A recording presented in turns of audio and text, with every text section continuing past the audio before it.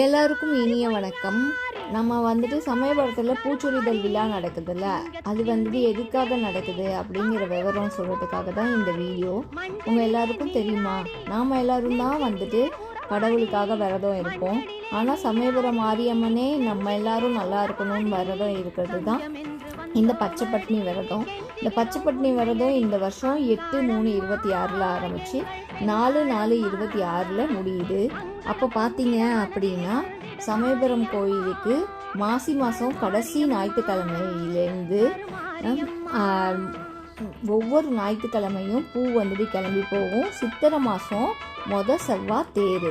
எல்லா கோயிலும் நட்சத்திரம் அந்த மாதிரி கணக்கு வச்சு தேர் திருவிழா நடத்துவாங்க. ஆனால் சமயபுரம் கோயிலோட தேர் திருவிழா வந்துட்டு நமக்கு எப்படி நடத்துவாங்க அப்படின்னா, இந்த சித்திரை மாதம் செவ்வாய், அதுக்கு முன்னாடி வந்துட்டு நமக்கு இருக்கிற 28 நாள் வந்துட்டு சமயபுரம் மாரியம்மன் கோயிலில் எந்த படையலும் படைக்க மாட்டாங்க, மாவிளக்கெல்லாம் போட மாட்டாங்க.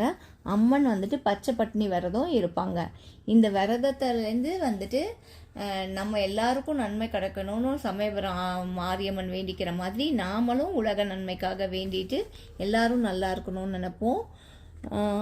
ஓம் சக்தி பராசக்தி. சமயபுரம் தேர் திருவிழாவில் எல்லாத்தையும் சந்திப்போம். ஓம் சக்தி பராசக்தி.